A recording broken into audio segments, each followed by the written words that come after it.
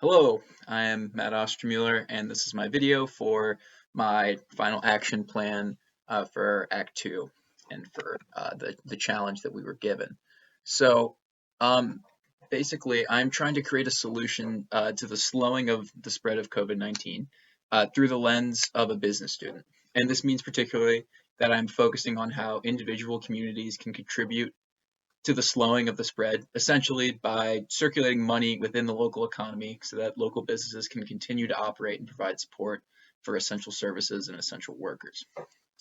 So the first step to this is the resources needed. And essentially for this plan, which kind of functions more as like a cycle of goodwill in a way, is the main resources that we need in this is basically consumers who are at home, those who are not out doing what is considered essential work. So those are the people, the inputs that are necessary. And they're also function as the responsible people, and essentially their responsibility in this cycle is to use the money that they're able to spend in support of local business as opposed to using it towards like large chains. And essentially, this is a pretty like easily mobilized factor because people are making purchases on daily occasions and just choosing to basically, instead of going to Walmart and buying all your groceries, maybe go to a more local grocer or like a local restaurant as opposed to shopping at chain restaurants, is a way in which we can stimulate the local economy. And this is essential for my plan because basically that stimulation, which is basically goes into my action here, is that this stimulation caused by the consumers basically enables local businesses to do certain a bunch of different things. And it's not this cycle is not one particular solution. It's more of kind of ways in which we can continue this cycle of keeping business local, which in turn basically allows businesses to support local essential services and workers, and the cycle can just continue itself. But with this input, basically, businesses will be able to do many things, and this comes in many forms, as I said, but just some specific examples of that. Things like grocers can support healthcare professionals by doing things like offering maybe free delivery to healthcare workers' households, or giving credit in some manner to healthcare workers as kind of like a like thank you for your hard work, or even just offering discounts to healthcare workers. Um, Although like they don't these don't directly contribute obviously to the slowing of the spread. They make it easier for people who are working really hard to ensure the well-being of their community and make sure they can get their jobs done and things like that. Another example, local restaurants can play a role here too, in the sense where pledging to donate meals to delivery to reduce the amount of people who go out to get food. That's a way in which we can basically kind of reduce people going out so that they in turn are not at risk of getting infected from this. And then additionally, after doing some online research into looking into like other ways that this is being done around the country, even around the world, and how people in small businesses have been acting to help their communities, some of the things that I found include that I intend on recommending in here and also like implementing into my action cycle in a way, because this isn't really like a plan that cures all, but a thing that makes it easier for us to move forward in the future. So one thing I found was a local business owner named Jason Krasinski, who, according to the Wisconsin Rapids Tribute, basically gives his 41 employees at his drugstore a weekly bonus so that they can go out and he encourages them to use it towards the support of other businesses in the community so that they can basically use their resources to help the people who need the help the most. And then another thing that I found was interesting from the New York Tribune was this effort called Pizza versus Pandemic, and this was organized by a group called Slice Out Hunger. And essentially, these people give they donate pizza meals to like workers at hospitals and care centers who need the food, and it's all funded through donations and also like local. It's not just like a, it's a bunch of different local pizza chains contributing their like products to this and donating, and people online can donate money to support that. So that's something that something else that's also important in the action. And it's also, it could be a group of restaurants in a community could organize something like this that isn't exactly the pizza versus pandemic, but it's the same principle where we're banding together to take care of um, everyone. And that's kind of the whole plan, is it's everyone looking out for everyone. But obviously there's different steps. So those were some of the actions that people can actually take there. And then the expected outcome from this action plan is basically that different parts of the community can act as a support network for one another in a manner that facilitates the community's efforts to reduce infections and kind of slowly but surely make it easier to bring the world back to the abnormal state that it ought to be in.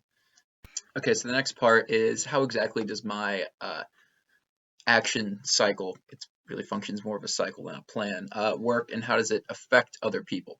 So my plan affects people in a positive manner, I believe. If people play the role that is laid out for them in the action plan, I think that the entire community can be a lot better off. And I don't feel as if the call to action is very challenging, because, like I said, it's really all of this has to do with kind of just small actions that accumulate to a bigger result. And I also think that this asks people to think about others before themselves, which for some people can be off putting. But I think if people look past just the immediate, it might hurt you financially a little bit to go out and support business right now when you don't have money coming in, but it will basically make life better for everyone in the long run. So I don't think it has many negative implications. Although you kind of do have to think about what would happen if my plan fails. And I feel as if my plan fail, yes, obviously, if people don't play the role, if consumers don't go and contribute their money towards local businesses, which then disables them from doing things like supporting the community in other ways.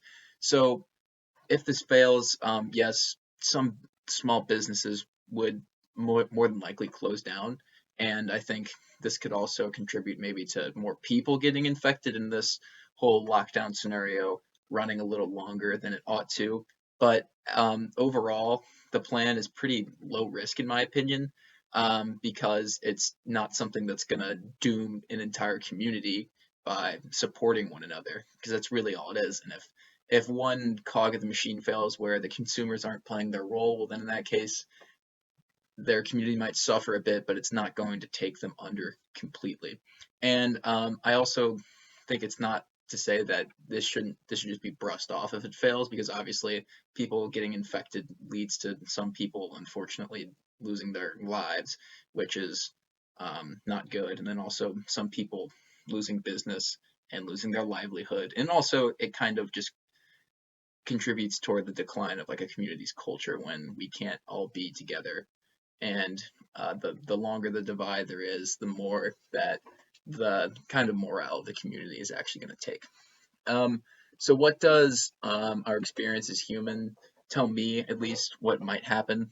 Well, I mean, it shouldn't come as a shock to anyone when I say that most humans work in self-interest, and that's obviously you can apply that to anything, but all humans are self-interested to an extent.